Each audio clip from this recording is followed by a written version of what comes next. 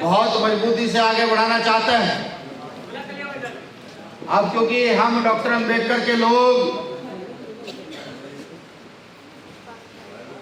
व्यवस्था में विश्वास रखने वाले लोग लगातार प्रैक्टिकल करते रहते हैं, तो मेरा पहला सवाल यहाँ बैठी जनता से है, यहाँ बैठे मेरे परिवार के लोगों से है। बिहार में एक बहुत बड़ा आंदोलन चल रहा है, जो भी इस आंदोलन की थोड़ी सी रूपरेखा यहाँ पी.के. आजाद साहब ने आपको रखी। बोधगया मुक्ति आंदोलन चल रहा है। मैं बस एक सवाल पूछना चाहता हूं, कितने साथी वहां जाकर आज तक एक दिन 1 घंटा देकर के आए? झूठ मत बोलिएगा, मैं खुद मैनेजमेंट किया हुआ बंदा हूं। आपकी फेसबुक अभी आकर के चेक कर लूंगा। जो लोग गए वो ईमानदारी से हाथ उठाए, जो ना गए वो हाथ उठाए, जो फर्क थोड़ी पड़ रहा है।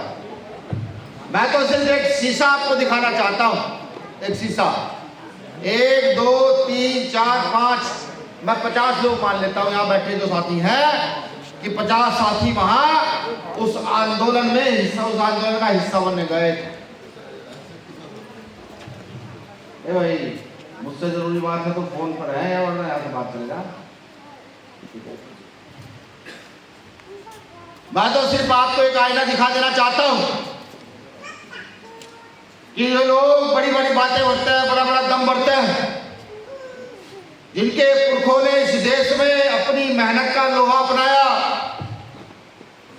जिनके पुरखों ने पहाड़ काट के रास्ते बना दिए, जिनके गुरुओं ने सामंती व्यवस्था को चोट देकर के अपना नाम संत शिरोमणि में उपस्थित कराया, जिनके राजाओं ने अपना सर्वस्व निछावर करके एकता अखंडता की थोड़ी रखी। जो प्रदेश बुद्ध का प्रदेश है, उस प्रदेश के सम्मानित लोग, सम्मानित साथी अपने प्रदेश की व्यवस्था को बचाने के लिए भी नहीं जा सकते। आप सोचिएगा कैसे होगा। मैं भी जिम्मेदार हूं, क्योंकि इस देश में जब कहीं नाम लिया जाता है, राजनीति का नाम लिया जाता हो, प्रशासनिक सेवाओं का नाम लिया जाता हो, मेहनत के लोगों का नाम लिया जाता हो, तो उसमें यूपी बिहार दोनों का नाम ज्वाइंट होकर लिया जाता है। हमारे विदेश में भी जो रहने वाले लोग हैं, वो जब फोन करते हैं तो पूछते भाई यूपी बिहार के लोग ठीक है क्या? दोनों प्रदेशों का नाम लेते हैं। अब आप सोचिए कि जिनका भरा भराया घर लुटा हो, जिनकी राजशाही सत्ता चली गई हो, छीन ली गई हो, वो लोग अपने आंदोलन को सींच नहीं सकते, तो अपनी व्यवस्था को कैसे बचाएंगे? मैं माफी चाहूंगा इस बात को कहते हुए, बहुत बुरी है। मैं अपनी बात शुरू करूं, शुरू करने से पहले संत शिरोमणि जी की 2 लाइन मुझे, शिरोमणि सतगुरु रविदास जी महाराज की 2 लाइन मुझे याद आ रही है, उनसे मैं अपनी बात शुरू करूंगा। सतगुरु महाराज कहते हैं कि जात जात में जात है, जैसे केतन के पात, जात जात में जात है, जैसे केतन के पात, रविदास से मानुष ना जुड़ सके जब तक जात न जात। इसका अब कोई साथी ताली नहीं बजाएगा, बस सुनेगा मुझे गौर से, और सुनकर अगर उसको लगे कि कुछ सीख कर हम यहाँ से गए हैं, उसको अपने गांव में, अपने क्षेत्र में बताने का काम करेगा। सतगुरु महाराज कह रहे हैं 600 साल पहले कि इस देश में जातियों में जातियां हैं। एक जाति है, उसकी उपजाति है, फिर गोत्र है, फिर परिवार है, फिर गांव है। इतना सारा विखंडन यहाँ आर्यों ने किया, जो अभी आजाद साहब ने आपके सामने रखा। सतगुरु महाराज कह रहे हैं कि जात जात में जात है, जातों में जातियों में जातियां हैं। जैसे केले के पत्ते होते हैं, केले का पेड़ देखा है ना? देखा केले का पेड़? एक पत्ते उखाड़ोगे तो दूसरा पत्ता आएगा, दूसरा उखाड़ दोगे तीसरा पत्ता आएगा, तीसरा उखाड़ दोगे चौथा पत्ता आएगा।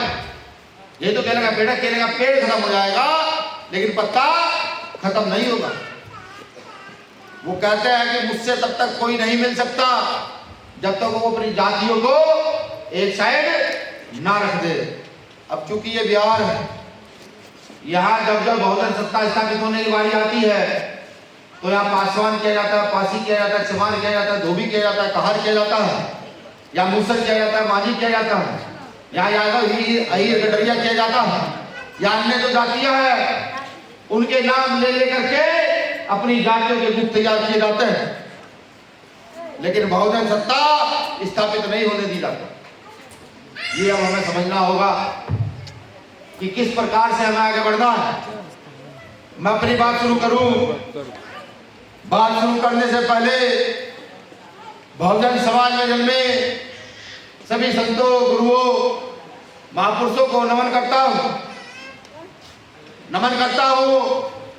बुद्ध महावीर की इस पवित्र भूमि को, जिसने इस देश को नहीं विदेश को भी, इस संसार को शिक्षा से नवाजा, जिस भूमि ने पूरे विश्व को यह बताया शांति और क्रांति क्या होती है, जिस भूमि ने यह बताया कि बुद्ध भी और युद्ध भी जहां दोनों निवास कर सकते हैं, जिस भूमि ने ना जाने कितने सूरवीरों को जन्म दिया, ऐसी भूमि को नमन करता हूं। जय भीम, जय भारत करता हूं। अब क्योंकि ये छपरा की भूमि है, वैसे तो मेरे साथियों ने नाम ले दिए हैं, यहां इस प्रांगण में हमें ये भिखारी ठाकुर जी के नाम पर है, जिनको भोजपुरी का शेक्सपियर कहा जाता था। अब भोजपुरी नाम आया है तो थोड़ा भोजपुरी को भी बता दूं कि अब तक बिहार में ऐसे नेता भी पैदा नहीं हुए जो भोजपुरी भाषा को संविधान में लागू करा सके, संविधान की अनुसूची 9 में स्थापित करा सके। ऐसे भी नेता बिहार में पैदा नहीं हुए, क्योंकि अगर भोजपुरी स्थापित हो जाएगी तो बिहार के नाम पर एक और तकमा जुड़ जाएगा कि नहीं, वहां के लोग ही नहीं, वहां की भाषा भी क्रांतिकारी है। मैं लोकनायक जयप्रकाश जी की भूमि को नमन करता हूं और यहां दुसाध जाति के एक महान सम्राट वीर मगर माझी जी, जिन्होंने 13वीं शताब्दी में राज किया, समता समानता का राज किया, जिनके किले आज भी यहाँ गूगल के हिसाब से 52 बीघा में को पड़े हैं।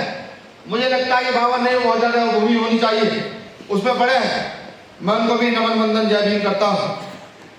साथियों, जिस काम को हम सब लोग मिलकर के कर रहे हैं, इस काम को करने के लिए अपने घर की बर्बादी देखनी जरूरी है। इस काम से जिन लोगों ने अपने घर आबाद किए, वो सिर्फ अपना घर आबाद कर पाए, किसी और का घर आबाद नहीं कर पाए।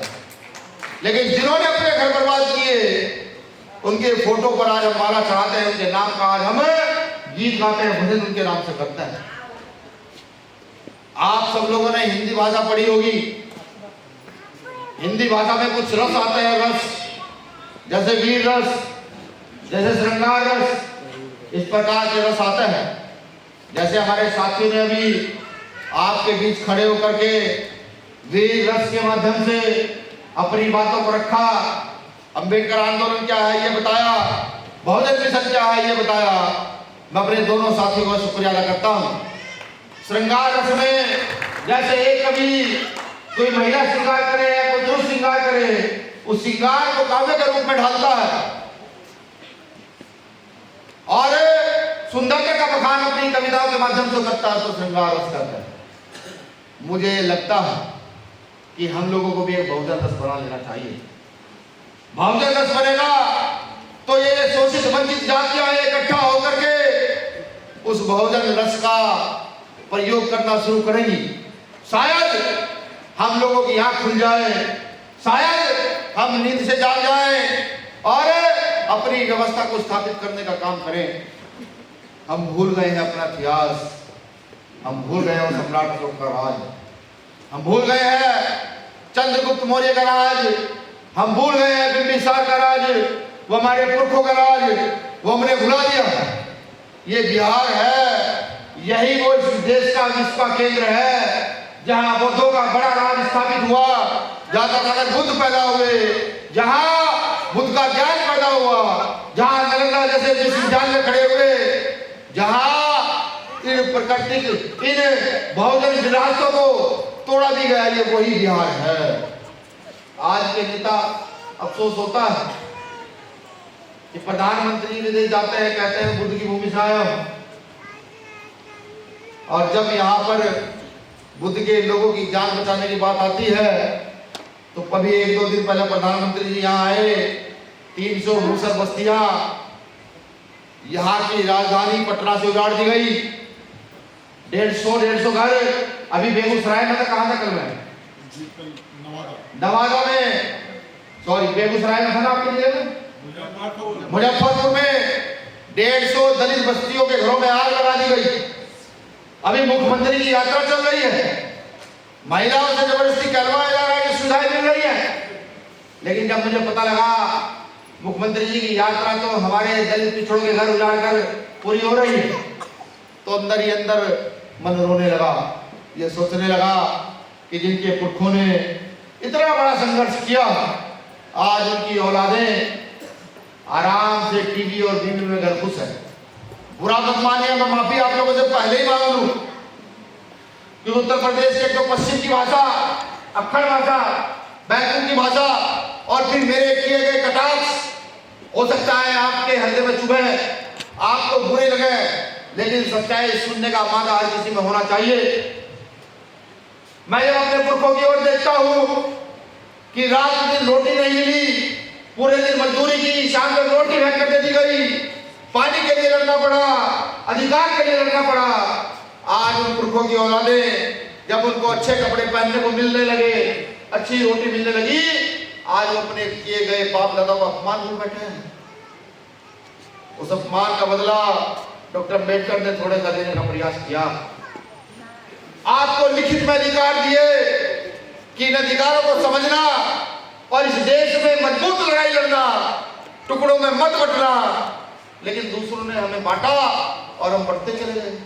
इससे अच्छा तो हम पहले 1000 साल पहले सही थे, 2000 साल पहले सही थे। दुखी दुखी सारे पिटे पिटे लोग इकट्ठा थे, गांव से बाहर हमें ढकेल के घर में बाहर आते थे, वो ज्यादा सही था। आज सक्षम होने के बावजूद, गाड़ी घोड़े होने के बावजूद, अच्छे घर होने के बावजूद, अच्छी शिक्षा होने के बावजूद भी हम अपनी व्यवस्था को स्थापित नहीं कर पा रहे। क्या अच्छा लगता आपको? कोई भी आता है तोड़कर चल देता, कोई भी आता है क्षेत्र की बात करके चल देता, कोई भी आता है भाषा की बात करके चल देता।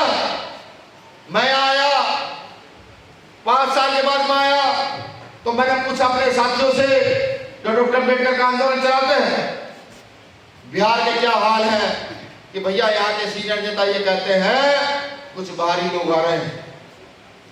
मैंने नेताओं के नाम पूछे, नेताओं के नाम बताए, हमें पता लगा वो तो आरएसएस की पाठशाला में पढ़कर बड़े हो रहे हैं। मैं बताऊं, उत्तर भारत में अगर कहीं झूठ भी गाय की खबर लग जाए तो आरएसएस के लोग हत्या कर देते हैं इंसानों की, और वहीं दक्षिण भारत में वही आरएसएस के लोग उसी गाय को काट करके अच्छी तरीके से सब्जी बना करके मसाला लगा करके खाते हैं। देखो कि थोड़ी ये वही आगे हैं जिनका जिक्र भी पी.के. आजाद साहब ने किया। और हम अम्बेडकरवादी लोग जब आंदोलन मजबूत होने की बात आती है तब कहीं भारी बता दिया जाता है, कभी हमारी जातियों को लेकर सवाल किया जाता है, कभी हमारे घरों को लेकर सवाल किया जाता है, कभी अमीरी गरीबी को लेकर सवाल किया जाता है। क्या हम सुधरे हुए लोग हैं? क्या हम समझदार हो चुके हैं? क्या हम इस मिशन में अपना योगदान दे रहे हैं?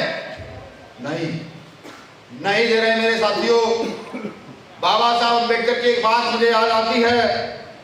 संविधान सभा में 26 जनवरी सन 1950 को जब डॉक्टर बाबा साहब अम्बेडकर संविधान लागू कराकर मुस्कुराते हुए बाहर निकलते हैं तो उनके साथ के नेता उनसे पूछते हैं कि डॉक्टर अम्बेडकर बहुत खुश लग रहे हो।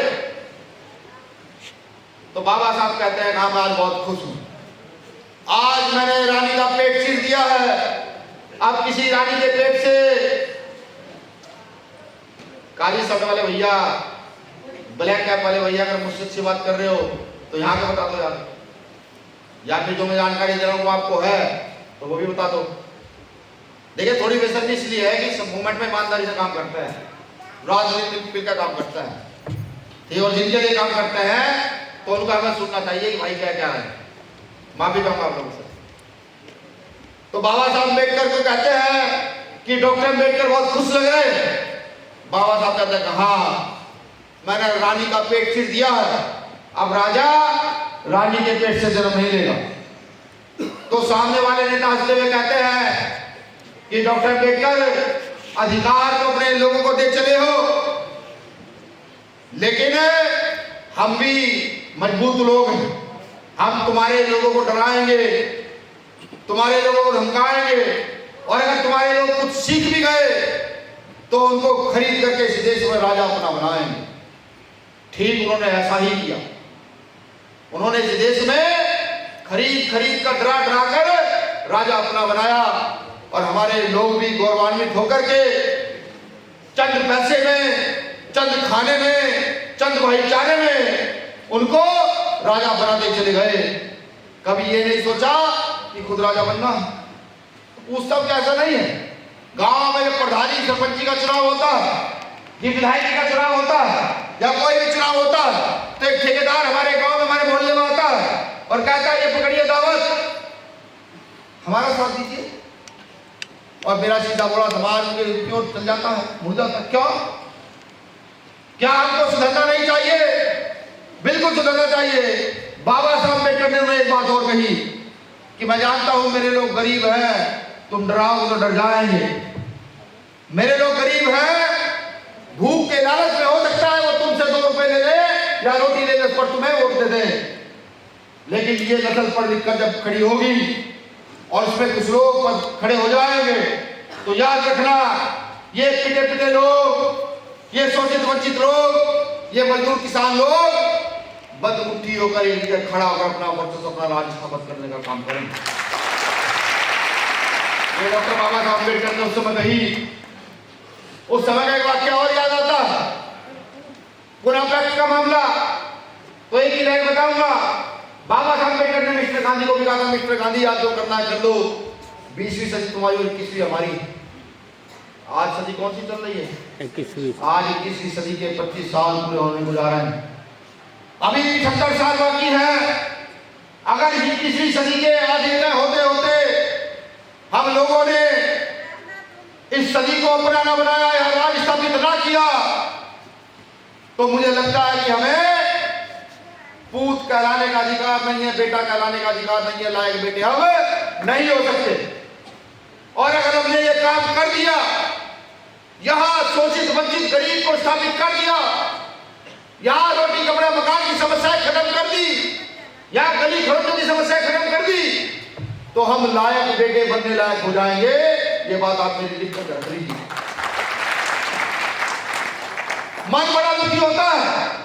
अभी आज आपको तो बताया, सासाराम में 5 साल की बेटी अगवा हुई, 52 दिन के बाद उसकी लाश में उसका रेप किया गया। बड़ा दुख हुआ, अंदर से मन टूटता है जब पता लगता है कि बिहार की बेटी को उठाकर ले गए सावंती, मां उसकी लेने गई, उसकी मां को कहा 2 दिन बाद लेंगे, 7 दिन बाद उस बेटी की लाश मिलती है। 7 दिन बाद ये टीम भीमार्मी के आंदोलन करके मुश्किल से मुकदमा दर्ज कराती है। बड़ा दुख होता है अंदर कि क्या हम लोग इन मालाओं के काबिल नहीं जो माला रखी आप गले में डालते हो, तो जो बड़ी बड़ी लोहिया आप गले में डालते हो, सिर पर साफा बांधते हो, क्या हम जैसे लोग उसके कभी काबिल हो गए हैं? नहीं, बिल्कुल काबिल नहीं है। क्योंकि जब तक शोषित वंचित वर्ग के लोगों का दुख दर्द ना मिट जाए, मुझे लगता है कि डॉक्टर अम्बेडकर के लोगों को नींद तक नहीं आनी चाहिए और हम घरों में पढ़कर जाकर सो जाते हैं। ऐसा नहीं होना चाहिए।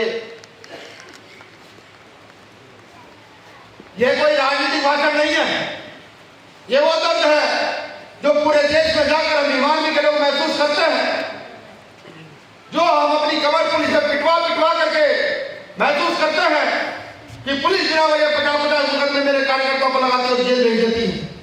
न जाने कितने मेरे कार्यकर्ता को मार दिया गया। अभी सुबह सूचना आई कि एक भीमार्मी के कार्यकर्ता की हत्या हुई। प्रशासन से बात हुई तो प्रशासन ने कहा दिया एक्सीडेंट है। कैसे लोग कब जागेंगे? जब सब लुट जाएगा सब जागेंगे। पुरखों ने कहा, हमारे दादा परदादाओं ने कहा कि जिसकी जितनी संख्या वारी उसकी उतनी हिस्सेदारी। हम अपनी संख्या को लेकर के भी आज तक निश्चित होकर हम बैठे हैं। लोकतंत्र का मतलब नहीं समझना चाहते। लोकतंत्र में सीधा सीधा है कि जिसके पास लोग ज्यादा हैं, ये जितने साथी यहाँ बैठे हैं, अगर इनके हाथ खड़े कराओ कि मेरे पक्ष में कितने लोग और इनमें से आधे से ज्यादा लोग मेरे पक्ष में खड़े हो जाएं तो मैं राष्ट्रीय अध्यक्ष रहूंगा। और अगर आधे से ज्यादा लोग कहते नहीं आप राष्ट्रीय अध्यक्ष नहीं रहेंगे, आधे से ज्यादा लोग जवाहरलाल भाई के पक्ष में चले जाए, किशोर के पक्ष में चले जाए तो वो राष्ट्रीय अध्यक्ष बन जाएगा। लेकिन हम अपनी शक्ति को पहचान ही नहीं पाए, हम जान ही नहीं पाए हमारी ताकत क्या है। हमने दूसरों के राज को स्थापित करने में उनकी मदद की, लेकिन जब जब अपना राज स्थापित होने की बात आई तब तब हम लोगों ने पैर पीछे जीते, तब तब हमने अपनी जातियों का ठीक राशि पर रखा, तब तब हमने ये देखा कि हमारी जाति का नेता कौन है। ये देखो डॉक्टर अम्बेडकर को आंदोलन चलाने वाला नेता कौन है, जो डॉक्टर अम्बेडकर की व्यवस्था को स्थापित कर दे उसको आगे बढ़ाने वाला नेता कौन है, ये देखना शुरू करो। ये देखना शुरू नहीं करोगे तो मुझे कोई दो राय नहीं है कहते हुए कि आज हम बाबा साहब अम्बेडकर, काशीराम साहब ऐसे महापुरुषों के गले में माला डालने का काम करते हैं। अगर हमने इस विरासत को बचाया तो हमारे गले में भी मालाएं डलेंगी, और अगर विरासत को ना बचाया तो जो बच्चा आज 10 साल का है, 5 साल का है, जो बच्चा 15 साल का है, 20 साल का है, कल जब ये अधिकार लौटेगी तो वो तुमसे पूछेगा, जवाब मांगेगा। वो कहेगा जब तुम्हारे पिता लड़ रहे थे तुम्हें कौन सी फांसी चढ़ रही थी, तुमने लड़ने से क्यों इनकार कर दिया, वो तुमसे पूछेगा। अब अपने जमीन में झांकिएगा कि क्या जवाब दोगे उस समय जब सब कुछ लुट चुका होगा। आज भारतीय जनता पार्टी लगातार संविधान को तार तार कर रही है। पहले ऐसे स्टेट में बदलाव किया, 2 अप्रैल हुआ, 13 लोग शहीद हो गए। उसके बाद वर्गीकरण, हालांकि जनगणना पहले होनी चाहिए थी, बिहार के लोगों ने जनगणना करा दी, पूरे देश की जनगणना होनी चाहिए। हमें भी तो पता लगा इस देश में हमारी हिस्सेदारी क्या है। यहाँ के हमारे पुरुष पैदा हुए, इनकी हत्या हुई आंदोलन करते करते। उन्होंने उस समय नारा दिया 100 में 90 शोषित है, शोषितों ने ललकारा है, भारत की जमीन में 90 भाग हमारा। मैं जब उस नारे को पढ़ता हूँ तो मैं सोचता हूँ कि हमारी पहली पीढ़ी यानी कि ज्यादा ताकतवर थी, लड़ने में बहुत मजबूत थी। कम पढ़े लिखे लोग तो थे लेकिन लड़ते थे। लेकिन जब मैं देखता हूँ 100 में 90 शोषित है, शोषितों ने ललकारा है, वो ललकार ढूंढता फिरता हूँ पूरे देश में, ललकार कहाँ चली गई, वो कहाँ गए ललकारने वाले लोग, वो कहाँ गए शोषित वंचित वर्ग के लोग जो ललकार मार सके और कह सके कि हमारी बहन बेटियों की भी इज्जत ऐसी है जैसे यहाँ की और जातियों की बहन बेटियों की इज्जत। वो कह सके, वो लड़ सके अपने अधिकारों में बढ़ती, वो कहे कि हमें भी अच्छी रोटी अच्छे मकान की आवश्यकता है। लेकिन वो ललकार साथियों दिखाई नहीं देती। बड़ा मन दुखी होता है जब 20 साल का युवा, 25 साल का युवा, 30 साल का युवा, 35 साल का युवा मूवमेंट चलाने की बजाय नशे की ओर बढ़ रहा है, लगातार वो नशे की ओर जा रहा है। वो ये नहीं देख रहा कि आने वाली नस्लों का क्या अंजाम होगा, वो ये नहीं देखना चाहता। सोचो तो सही, ये वोट क्या है? कभी आपने उससे प्रश्न किया कि डॉक्टर अम्बेडकर इस वोट की व्यवस्था क्यों करके गए? वरना सामंती लोग ये कहते थे जो गवर्नमेंट सर्वेंट है, जिस पर जमीन है, उसको ही वोट डालने का अधिकार दिया जाए। बाबा साहब अम्बेडकर ने कहा नहीं, इस देश में पैदा हुआ 18 साल का हर वो व्यक्ति किसी भी समाज का हो, उसको वोट का अधिकार दिया जाए। हमने समझा ही नहीं। इस वोट को समझो क्या है। ये आपका एक वोट आपके बच्चों की अच्छी शिक्षा का निर्माण कर सकता है, आपके बच्चों को विदेश पढ़ने के लिए भेज सकता है। आपका एक वोट, ये आपका एक वोट, क्या आप कितने भी गरीब और आपके घर में कैंसर जैसी बीमारी हो जाए तो उसका भी फ्री इलाज करा सकता है ये वोट। ये वोट आपकी हांडी में डलने वाला तेल उसकी कीमत कम करा सकता है, आपकी बेटी की शादी फ्री में करा सकता है, आपके गली खड़ंजों का निर्माण करा सकता है, आपके घर में साफ पानी की व्यवस्था करा सकता है ये एक वोट। इस वोट की ताकत को पहचानो मेरे भाई, क्योंकि वोट की ताकत से बड़ी ताकत आज देश में नहीं है। कोई कहता हो लाठी डंडे बंदूक की ताकत है, कोई कहता हो तलवारों की ताकत है, तो तलवारों का नाता तो जितना मेरे पुरखों से रहा है इस देश में किसी का इतना नाता नहीं रहा होगा। कई हजार साल हमारे पुरखों ने तलवार के दम पर यहाँ राज करके दिखाया है, और आज भी अगर हम तलवार उठा लें तो तहस नहस बता सकते हैं, मैं जानता हूँ। लेकिन डॉक्टर अम्बेडकर तलवार की जगह कलम लेकर गए और कह गए कि यहां व्यवस्था स्थापित करना। गुरु रविदास जी की लाइनें फिर याद आ रही हैं। 600 साल पहले गुरु रविदास जी आदेश कर रहे हैं शोषित वंचित वर्ग के लोगों को, कह रहे हैं कि चाहूं ऐसा राज में मिले सबन कौन, छोट बड़े सब संग बसर रविदास रहे प्रसन्न। ये 600 साल पहले कह रहे हैं गुरु रविदास जी। कितने साल पहले? 600 साल पहले आदेश कर रहे हैं यहाँ की उन जातियों को जिनका तिरस्कार बड़े पैमाने पर हुआ, उनको कह रहे हैं कि खड़े होना, मजबूत होना, इकट्ठे होना और यहां से राज स्थापित करना जहां किसी को परेशानी ना हो। हम सोए हुए लोग, हम भूल गए। एक व्यक्ति के याद रहा, डॉक्टर अम्बेडकर के, उन्होंने कलम बंद करके कह दिया कि लोकतंत्र का प्रयोग करना और अपनी व्यवस्था को मजबूत कर देंगे। अब सोचना आपको है, देखना आपको है कि आपका एक नेता संसद में जाकर जय भीम नमो बुद्धाय कर देता है तो तभी वहां का मुखिया ये कहता है कि आपके पास किसी धर्म का नारा नहीं लगेगा इस संसद के अंदर।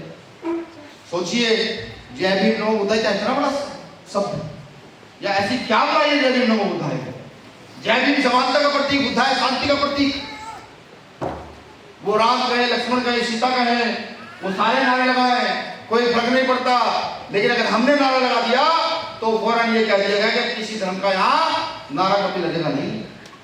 सोचिए, एक नेता यहां से जाकर कहता है विधानसभा में कि मनरेगा मजदूरी बढ़ाओ, गरीबों की व्यवस्था करो, समानता पर बात करो, तो सारी राजनीति इसके खिलाफ हो जाती है। सारी राजनीति कि ये गरीबों की बात कर कैसे रहा है। आज सोचना आपको है कि आज भीम आर्मी का एक कार्यकर्ता कहीं गलत होता है तो वहां सबसे पहले पिटने के लिए पहुंच जाता कि नहीं मैं जाऊंगा। 50,000 मुकदमे के कार्यकर्ता पर प्रशासन सरकार के द्वारा लगाए गए हैं। अभी छत्तीसगढ़ में 180 बच्चे जेल में बंद है। कई बार आंदोलन कर चुके हैं, मुश्किल से 15 से 20 बच्चों को छोड़ा गया है।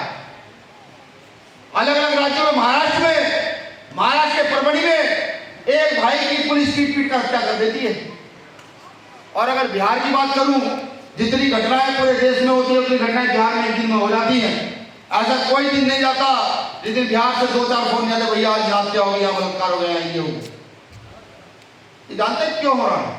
किस लिए हो रहा है? कि यहाँ की बहुसंख्यक आबादी आज भी दूसरे की पूंछ पकड़कर पीछे घूम रही है। किसकी पूंछ पकड़ के पीछे घूम रही है? जिसे यहाँ प्रधानमंत्री का बंदर कहा जाता है, जो आज उनके रैनो क्रम पर यहाँ सत्ता में बैठे हैं, उनकी पूंछ पकड़कर हम पीछे पीछे घूम रहे हैं। जिस दिन हम ये समझ जाएंगे कि यहाँ राज स्थापित अपना करना है और शांति का राज स्थापित करना है, सम्राट अशोक की व्यवस्था को आगे बढ़ाना है, शांति समृद्धि की व्यवस्था को आगे बढ़ाना है, उस दिन 1 घंटे के अंदर, 24 घंटे के अंदर हम इस देश की सत्ता को पलटने में सक्षम है साहब। लेकिन आपको समझ आ जाएगा, उस दिन आपको ज्यादा परिश्रम करने की आवश्यकता नहीं है।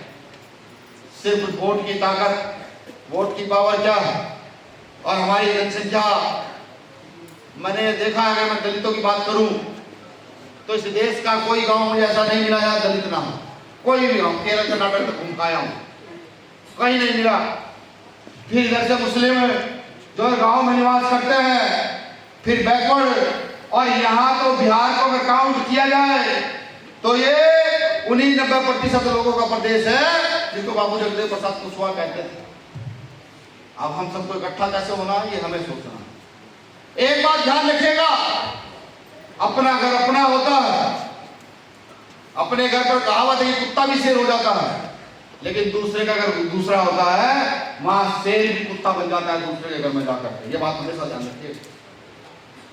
जब भी बात आए अपने बड़ाई की तो अपने घर की ओर हमेशा चलना। कल मैं भी, अगर विनय रतन भी कल दूसरे घर में चला जाए तो विनय रतन को नकार करके दूसरी लीडरशिप खड़ी कर देना और कहना नहीं, घर तो अपना ही बनाकर तैयार करेंगे, दूसरे घर बन जाएंगे। ये बात कान मान लो। और भीम आर्मी ने बहुजन समाज के लिए घर तैयार कर दिया जिसका नाम आजाद समाज पार्टी काशीराम है। जिसको राजनीति करने का शौक है वो जाएगा समाज पार्टी में जुड़े और कहे कि भैया हम यहाँ रहकर राजनीति विधायक नहीं बनना चाहते, पैसा हो ना हो कोई फर्क नहीं पड़ता, आकर के काम करना शुरू करे। तो ये कहता है कि नहीं भैया पहले मुझे नाम कमाना है, इस देश को अपना नाम करना है, इतना काम करना लोग अम्बेडकर के लोग मुझे जाने, वो जाए जाकर के भीम आर्मी का कार्यकर्ता बन जाए और सीखने का काम करे कि कैसे सत्ता चलाई जाएगी, कैसे व्यवस्था बढ़ाई जाएगी, कैसे नेता खड़े किए जाएंगे। मैं लिख कर देता हूं आपको कि 5 साल में हम यहाँ इस देश की व्यवस्था बदल देंगे। एक राज्य की नहीं, इस देश की व्यवस्था को बदल कर रखेंगे। आज बड़े बड़े नेता डरते हैं कि जब अमर ज्योति किसी घटना में जाता है तो पहले से फोन आते हैं, भाई फटाफट अमर ज्योति से पहले पहुंच जाओ।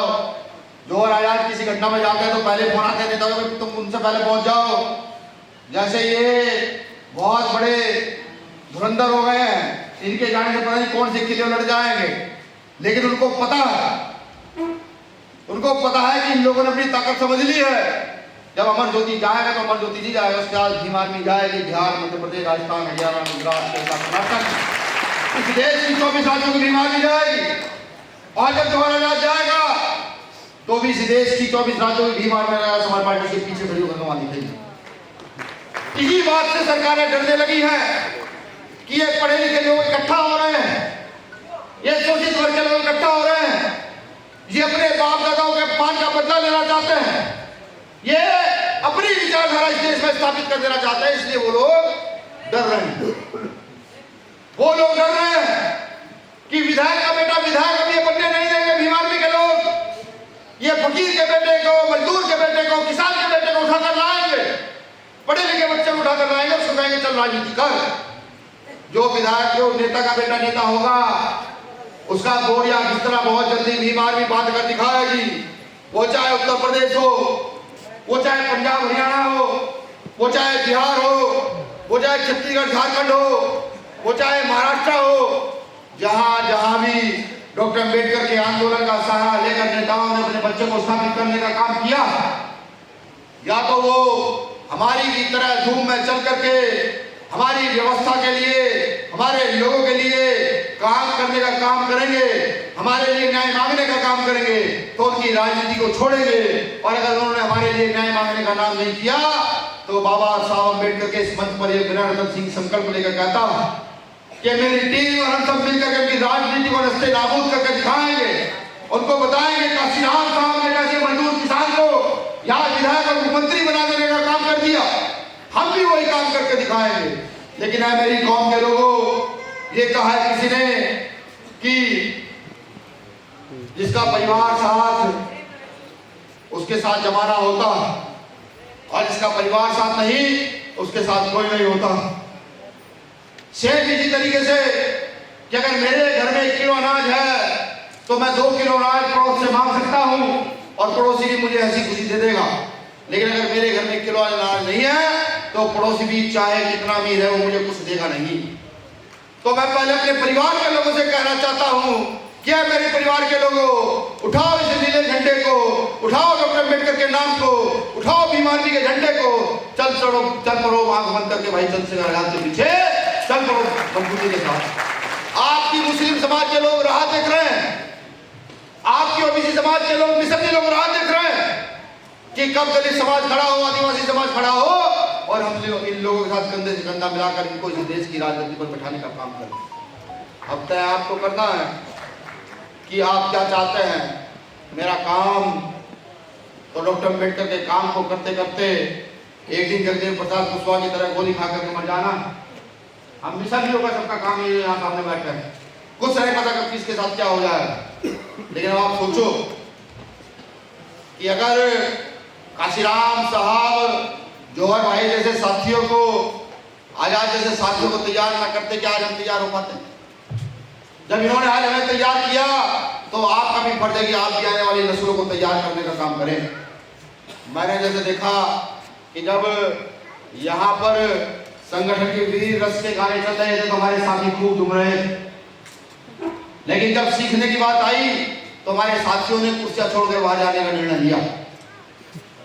अब इस निर्णय को लेने से काम नहीं चला। आपको सिखाना होगा। कोई भी मिशन भी आपके इधर पहुंचे उसको सिखाना होगा। और राज स्थापित करने की मात्र एक ही थोड़ी है, प्रचार। जिस राज को स्थापित करने के लिए भारतीय जनता पार्टी कई लाख करोड़ रुपए लगा दी है, यहाँ की लोकल पार्टियां भी मैं देखता आ रहा था, बैनर पे बैनर, बैनर पे बैनर, बैनर पे बैनर लगे हुए हैं, योजनाओं के नाम लिखे हुए हैं, लेकिन ये नहीं पता था योजना थी किसके लिए। और अगर मेरे परिवार के लोग सोच रहे हैं कि हर रोज 1 घंटा काम करना है, 1 घंटा भीम आर्मी आजाद समाज पार्टी को समझाना है जाकर कि भीम आर्मी ये काम करती है और भीम आजाद समाज पार्टी का 1 नेता संसद पहुंचा वो ये काम करता है, अगर आपने समझाना शुरू कर दिया तो उनके कई लाख करोड़ रुपए रखे रह जाएंगे और इस देश का गरीब मजदूर किसान इस देश का राजा बन जाएगा। अगर आपने काम करना शुरू कर दिया। एक बात तो प्रकाश डालता हूं, ये जौहर भाई जानते हैं, अमर ज्योति भी जानता है, मुझे भी जानता है, ये हमारी सीनियर टीम लगभग जानती है। जब चंद्रशेखर भाई उत्तर प्रदेश के लोकसभा नगीना से चुनाव लड़ रहे थे तो भारत की सारी पार्टियां एकजुट होकर उन अकेले व्यक्ति को चुनाव हराने के लिए तैयार थी। सारी पार्टियां, बीजेपी, कांग्रेस, समाजवादी, बसपा, भाजपा, आरएसएस और तमाम संगठन। मैंने ये देखा बड़े से बड़े नेता वहां 8-8 दिन रह करके सिर्फ एक ही बात चली कि चंद्रशेखर आजाद को किसी तरीके से हरा दिया जाए, क्योंकि वो जानते थे कि जब चंद्रशेखर आजाद जीत कर जाएगा तो संसद में सबसे पहले पूछेगा कि ये रेप होते हैं इनके कसूरवार कौन है, ये जो हत्या होते हैं कसूरवार कौन है, हमारे लोगों पर जमीनें नहीं है इनका कसूरवार कौन है, तो पूछे। सारी पार्टियां लगी, लेकिन फिर भी आप सब लोगों ने मिलकर, तो बिहार के लोगों की हिस्सेदारी है, बिहार के लोग यहाँ से 1 रुपया इकट्ठा करके ले गए थे चुनाव लड़ाने के लिए और रहे वहां से 1.5 महीना जिताया। उस समय जो राजनीति के धुरंधर लोग थे वो भी ये कहते हैं कि चंद्रशेखर आजाद जीतेंगे, नहीं, लेकिन चंद्रशेखर आजाद 1.5 लाख वोटों से जीते तो उनकी समझ आ गया कि ये बाबा साहब अम्बेडकर के लोग अगर से इसे समझाना शुरू कर दिए तो ये बिना पैसों के इस देश के प्रधानमंत्री और मुख्यमंत्री बन बैठेंगे, बिना पैसों के। उनकी समझ आ गया और वो रोकने का मैं हर भरसक प्रयास करता है। अब मैं तो उनका शुक्रिया अदा भी करता हूं कि तुम जितने पत्थर हमारे मार्ग में डालोगे उतने पत्थर हम अपने पुरखे, अपने दादा मांझी जी की तरह काट काट कर उठाते चले जाएंगे और इस देश का मजबूत नाम कमाना है। तो मुझे आशा नहीं, पूरी उम्मीद है भीम आर्मी का ये दर्द कौम के लोग समझेंगे, गांव-गांव जाकर मजबूती पैदा करेंगे और एक दिन बिहार में भी बुद्ध के राज को स्थापित करने का काम करेंगे। साथियों, कल बोधगया जा रहे हैं हमारी पूरी टीम गया जा रही है। हमारी विरासत को बचाने के लिए जो आंदोलन हमें स्टार्ट करना चाहिए था, बिहार के लोगों को स्टार्ट करना चाहिए था, यूपी के लोगों को स्टार्ट करना चाहिए था, उस आंदोलन को भक्तों ने स्टार्ट किया है अलग अलग जगह से आकर। अब उस आंदोलन को जिताने की बारी हमारी, हम उस आंदोलन को जिताएंगे। कल बोधगया जो साथी साथ चलना चाहता हो वो बोधगया पहुंचे, नीला पन्ना अपना गले में डाल करके पहुंचे, ये बताने कि भीम आर्मी के लोग साथ खड़े हैं। और उसके बाद जब मैं बिहार छोड़कर जाऊंगा, जाकर के बिहार भवन दिल्ली में घेरने का काम करेंगे हम भीम आर्मी के लोग, वहां भी ये बताने का काम करेंगे बिहार सरकार हमारे घर को लौटाने का काम करे, हम अपना घर छीनने नहीं देंगे। शुक्रिया, आभार, माफी के साथ कि कुछ अगर मेरे शब्दों से आपको दुख पहुंचा हो, अपना भाई अपना बच्चा समझकर माफ कर देना। एक बात अंत में कहूंगा कि अपने घर को मजबूत करें और मजबूत करके आगे की ओर बढ़ाएं। कुछ पुराने साथी जो अलग अलग पार्टियों में रहे हैं, आमिर खान साहब हैं, रोहित कुमार राम जी हैं, संजय